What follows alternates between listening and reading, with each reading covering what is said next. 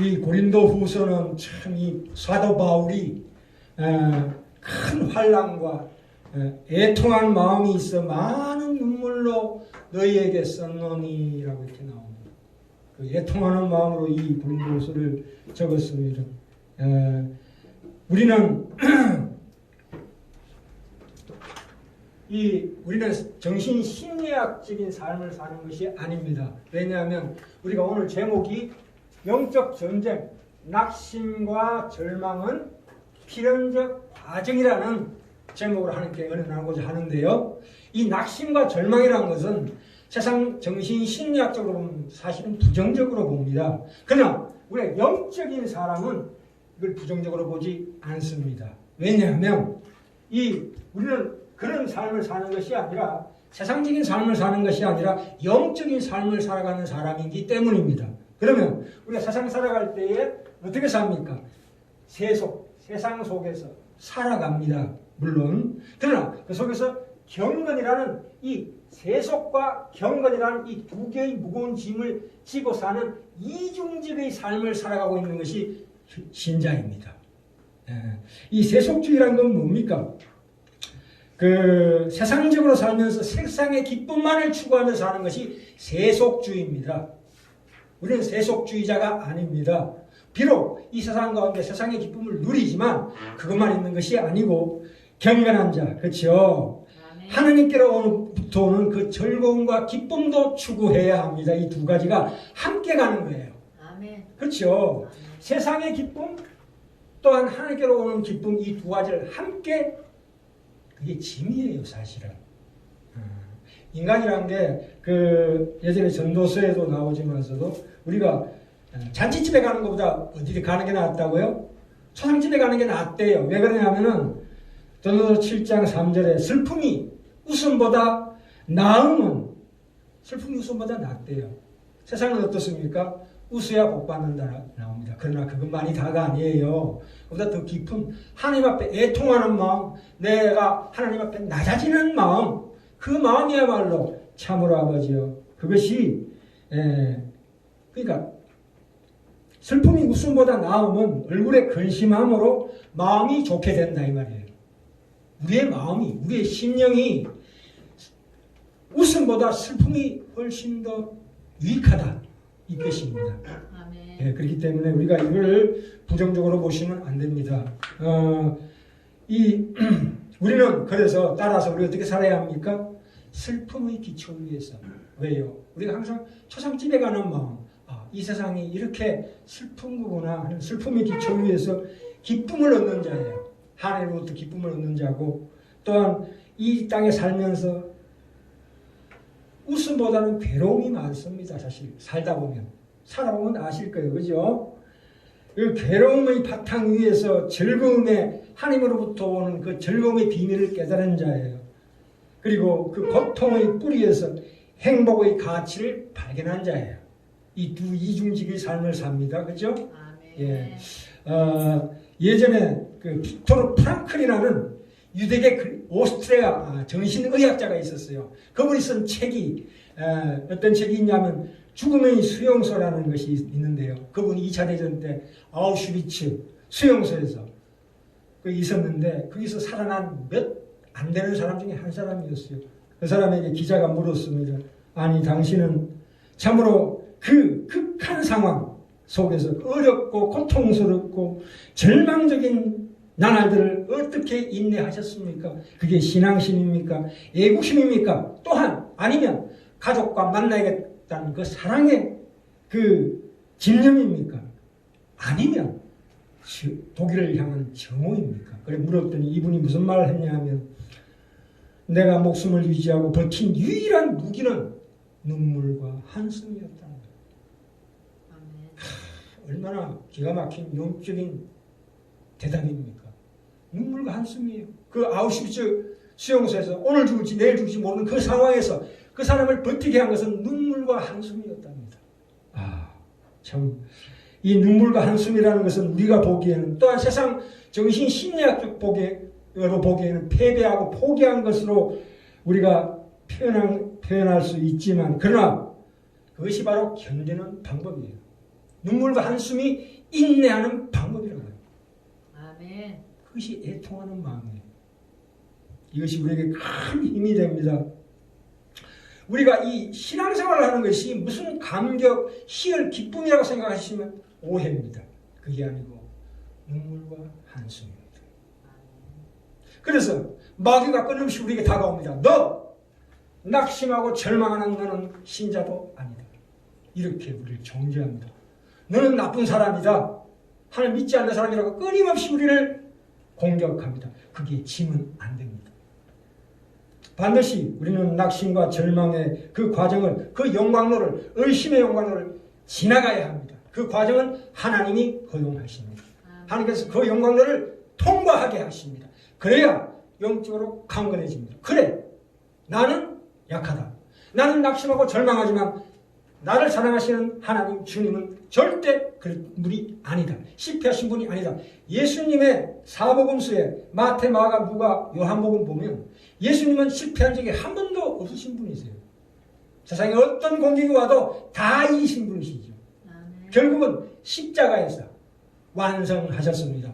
언뜻 사탄 마귀한테 질같이 보일지 모르지만 십자가에 달려서 높이 달렸다가 돌아가신 3일에 부활하심으로 말미암아 마귀의 권세를 완전히 초토화시키고 멸망시켰습니다. 멸망시켰다는 것이 완전히 없애버렸다는 게 아니고 그 마귀의 이 영역, 자기가 활동할 수 있는 영역만 남겨놓았다는 뜻이에요. 결국은 나중에 요한계시록에 가면 영원히 꺼지지 않는 불못에 던져집니다. 사단은 본인의 운명을 모릅니다.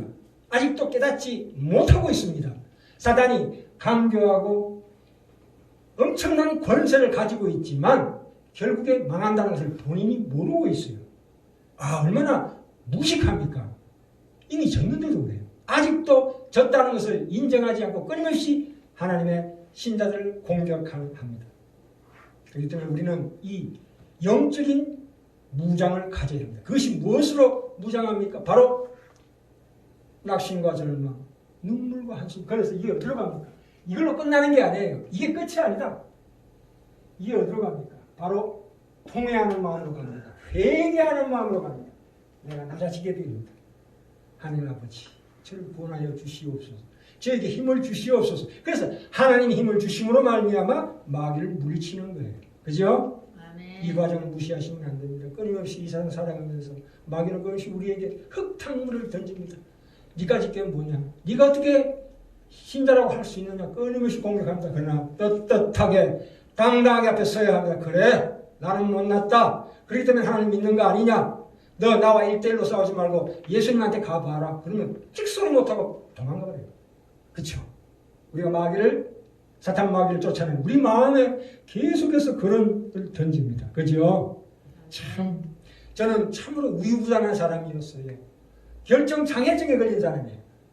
저는 저희 성격적인 컴플렉스에 너무너무 오래 시달렸습니다. 그래서 그것을 극복하려고 요가 명상도 해보고 불교 쪽으로 가보고 인도 탄트라 밀교 온갖 동양 철학을 다 거쳤습니다. 노자의 도덕경 뭐부터 시작해서 저희 우유부단한 이 성격을 고치기려고. 그러나 그때뿐이었습니다. 잠깐의 기쁨 이후에는 끝없는 나락으로 떨어질 수밖에 없는 인간의 그 본질이 눈에 보였다고요.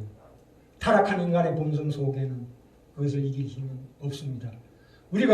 제가 20대 때 자살하기 직전의 사람을 본 적이 있습니다. 저하고 좀 친했던 사람입니다. 그런데 이 친구가 약국에서 수면제를 80알 대가를 내놓고 나 이제 죽는다. 언제 죽을지 모른다. 오늘 밤에 죽을지 내일 죽을지 모른다. 나는 먹는 순간에 난 죽을 것이다. 그 사람이 봤을 때 소름이 끼치더라고요. 왜 그러냐면 야, 인간이 저렇게 결단력이 있단 말이야. 그럼 그 사람에 대해서 나는 무엇인가? 그 사람이 싹 웃더라고요. 너 지옥 가도 좋으냐? 지옥 가도 좋다. 와, 이게 인간이 이럴 수가 있는가? 저것은 분명히 사탄에게 먹힌 자구나 느꼈습니다. 인간은 자기 마음대로 사는 것 같지만 천만의 만만의 콩떡입니다. 그 이면에 누가 있습니까? 어둠의 세력, 저 하늘에 있는 악의 영들이 있습니다. 물론 이 세상 통치자들, 권세자들이, 세상 주관자들이 그들이 그들을 조종하는 줄 모르고 하지만 그러나 그 배후에는 그것이 있다는 것을 우리는 압니다. 그래서 우리가 인생을 바라볼 때에 나 자신만 바라보지 말고 전체 이 세계관, 기독교적인 세계관을 가져야 합니다. 아멘. 그래서 우리가 과연 어디로 향하고 있는가? 무엇을 향하여 나가고 있는가? 내 인생의 가치가 무엇인가? 내가 해야 될 일이 무엇인가? 나의 가치가 무엇인가? 항상 말씀을 통해서 확인하시기 바랍니다. 아멘. 그래야 이단이나 사이비에 넘어가지 않습니다. 다음 시간에 이단의 사이비에 대해서 좀 더 말씀드리고자 하는데 우리는 그렇게 모질지가 못합니다. 우리가 지옥에 가도 좋다는 그런 결단할 수 있는 그런 마음 없습니다. 나는 모질지가 못해요. 우유부단해요. 너무 약해요. 내가 약할 때 하나님의 능력이 강해지는 거예요. 아멘. 우리가 수영을 배울 때 먼저 몸에 힘을 주면 빠집니다. 빠져 죽습니다. 힘을 빼야 합니다. 성령님께서 오실 때는 반드시 우리의 힘을 빼게 하십니다. 그것이 뭡니까? 회개죠. 우리가 일상생활에서 하나님의 성령 충만 받기를 소원하신다면 먼저 내 힘을 빼야 합니다. 내 마음에 아멘. 죄악의 찌꺼기를 내려놔야 합니다. 저는 주님 십자가 앞에 저는 말할 수 없는 죄인입니다. 그런 고백이 있어야 비로소 성령께서 우리에게 충만하게 임하십니다. 아멘. 그것이 전제 조건입니다. 선행 조건입니다. 아멘. 겸손하고 한없이 낮아져야 이제 성령께서 오시죠.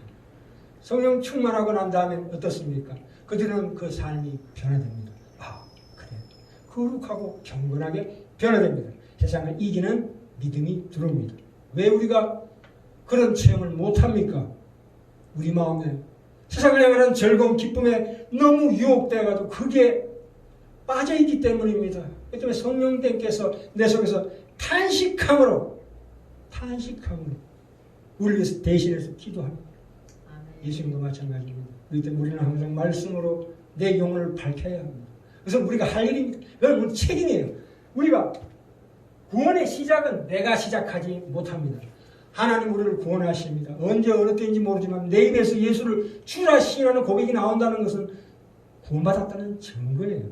내가 어떻게 더럽게 살든 상관없이 내 입으로 주여 저를 불쌍히 여겨 주시옵소서. 그 고백이 나오면 그분은 구원받은 자. 그 시작은 하나님이 하십니다. 그게 하나님의 권세요, 하나님의 능력입니다. 아멘. 또 마지막 죽을 때 본더 15장에 가면 너희들이 죽었을 때 그 예수님 다시 재림하실 때 우리 육신을 막 찬란하게 회복시키고 부활시켜 주시라는 것도 하나님이 하십니다. 이 두 가지는 하나님이 하십니다만은 이 과정에 이것은 우리의 책임입니다. 왜요? 우리에게 새 생명을 부어주셨기 때문에 내 깊은 마음속에 새로운 마음을 심어주셨어요. 예수 그리스도의 십자가를 바라보면 그래 내가 그 십자가에 참여하는 자, 동참하는 자로서 영원한 영광으로 가는 자이구나 깨달으시기 바랍니다. 세상에서 어떤 환난과 고통이 다가와도 그것이 우리를 무너뜨리지 못합니다. 절대 못합니다. 우리는 새로운 종자예요. 새로운 씨가 달라요. 씨가 종자가 달라요. 종자가 달라고 해서 금방 표가 나는 게 아니에요. 씨만 달라졌다 뿐이지 아직 자라는 일이 남았다고요. 그죠? 이것이 포도나무 씨앗인지 엉겅퀴 씨앗인지 저는 보면 몰라요. 그러나 이제 신앙생활을 하면서 나의 책임하에서 신앙생활을 하기 시작하면 그때부터 이 씨가 꽃이 피고 열매가 맺힙니다. 성령 열매 9가지 열매가 맺힙니다. 인내하고 사랑하고 그런 것들 그죠? 긍휼히 여기고 자비하고 양성과 충성과 온유와 절제랑 이런 것들이 맺히게 되어 있습니다. 이 놀라운 기적을 보십니까? 하나님 우리에게 주신 생명이라는 것은 그렇게 참으로 기가 막힙니다.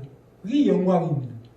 하나님의 형상을 우리 속에 창세기에 보시면 아시지만 아담을 어떻게 지으셨습니까? 아버지 하나님의 형상을 본받아 지었대요. 인간의 죄는 하나님이 극도로 미워합니다. 진노하십니다. 이때까지 이 역사상에서 딱 한 번도 하나님이 제대로 하나님의 진노를 표현한 적이 없습니다. 왜요? 노아 시대 때 노아 심판 그때 무지개를 올렸었습니다. 다시는 내가 너희를 심판하지 않으리라. 왜요? 우리를 구원하시기 위해서, 우리를 성장시키시기 위해서. 하나님은 죄를 극도로 미워하십니다. 그 대표적인 게 뭡니까? 자기 아들 예수 그리스도를 십자가에 못 박고. 그죠? 우리가 하나님의 진노를 우습게 보시면 안 됩니다. 그래서 항상 마음속에 새기셔야 합니다. 저는 천국에 가고 싶어서 예수 믿은 게 아니라 지옥에 가기 싫어서 믿었습니다. 그것이 부끄럽다고요? 천만에 그것이 올바른 겁니다. 천국 가본 적이 없지만 난 지옥은 가기 싫어요. 그 마음 때문에 예수를 믿었습니다. 그래서 오늘날 이 자리까지 왔습니다. 하나님께서 저를 이렇게 키워주셨습니다. 제가 이 세상 가운데 명예나 돈이나 물질을 바라보면 안 돼요. 그래서 하나님 사랑에서 멀어지는 거예요. 제가 어디 있든 어떤 환경에 처해 있든 저는 하나님 앞에 그렇게 할 수가 없습니다. 왜요? 하나님은 내 속에 하나님의 사랑을 씌워주셨습니다. 막말로 그런 순교하는 마음으로 세상을 살아야 합니다. 그죠? 아멘. 이게 과연 세상 사람 사는 거냐? 사는 겁니다. 그 속에 진정한 기쁨이 있습니다. 아멘. 정말 큰 기쁨이 있는 줄 제가 확실하게 말씀드립니다. 아멘. 우리가 신앙에 대해서 좀 오해하는 것이 있습니다. 여기 주보를 꽂아 놓으시고 잠깐만요. 이 보시면 보세요. 이 8절 보시면 힘에 지나도록 8절 중반절에 보시면 골로새 1장 8절에 중반절에 보시면 힘에 지나도록 심한 고생을 받아 살 소망까지 끊어지고 이 바울이 이 고백을 보셔요. 근데 우리 마음에 사형 선고를 받은 줄 알았으니 이는 우리로 자기를 의뢰하지 말고 오직 죽은 자를 다시 살리시는 하나님만 하심이라 이렇게 나오잖아요. 사형 선고를 받았대요. 마음이. 얼마나 그 마음이 고통스러웠겠습니까? 그러나 그 일이 지나고 난 다음에 지나게 하시는입니다. 하나님께서 비록 내 마음에 사형 선고를 내렸지만 그 일을 면하고 난 다음에 이 편지를 우리 신자들에게 보내는 글입니다. 그죠? 너희를 의지하지 말고 너희가 절망한 것이 끝이 아니라는 것을 배워라. 이 말씀입니다. 그죠? 아멘. 참 우리는 예수 그리스도의 머리된 몸의 지체의 연합으로 묶여 있습니다. 우리가 주 안에서 전번에 말씀드렸죠. 에베소 6장 10절에 주 안에서와 그 힘의 능력으로 강건하여지고 이 말씀이 뭡니까? 그 내용에 우리의 낙심과 절망이 주 안에서 강력해지는 일의 전제 조건이다. 그렇게 말하고 있어요. 아멘. 신자는 언제나 낙심과 절망이 선행되지 않고는 이 영적인 힘을 소유하는 자리에 결코 오지 못한다. 아멘.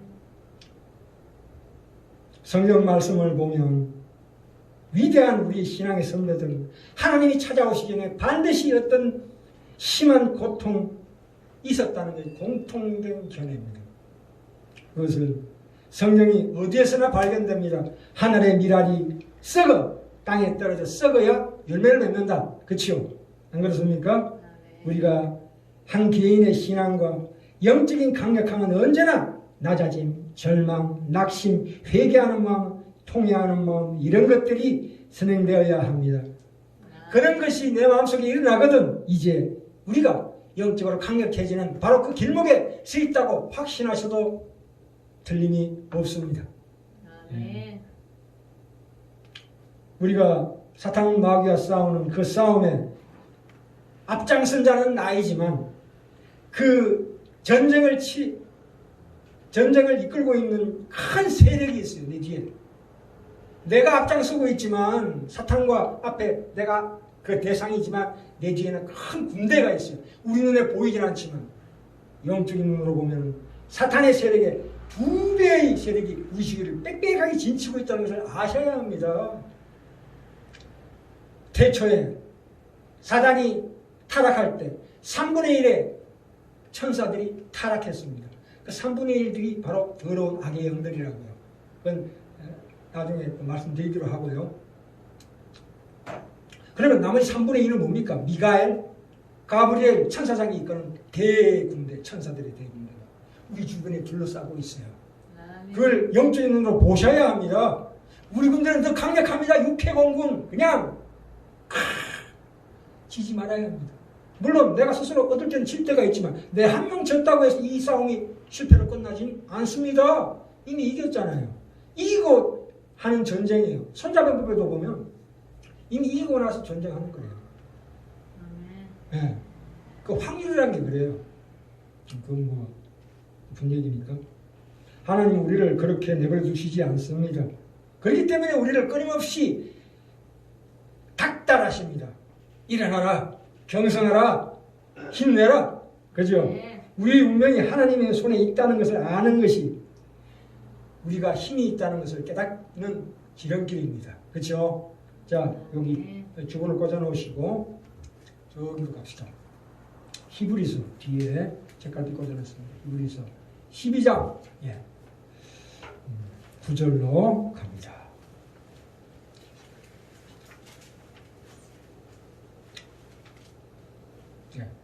히브리서 12장 9절 10절, 11절까지 읽겠습니다. 또 우리 육체의 아버지가 우리를 징계하여도 공경하였거든 하물며 모든 영의 아버지께 더욱 복종하여 살려 하지 않겠느냐. 아니 우리 육신의 아버지를 보세요. 저는 우리 아버지를 굉장히 지금도 아직도 조금 용서를 못하고 있어요. 왜냐하면 바람을 피셔가지고 그 어머니가 뛰쳐나왔다는 거 아니에요. 육신의 아버지가 비록 불의하더라도 그 아버지께 복종합니다. 그렇죠? 그 아버지 밑에서 자랐어요. 다 예외 없어요. 좋은 아버지 밑에서 자란 사람 별로 없습니다. 그죠? 좋은 부모 밑에서 자란 자식이 별로 없다고요. 부모를 원망할 거 없어요. 그분들도 다 똑같아요.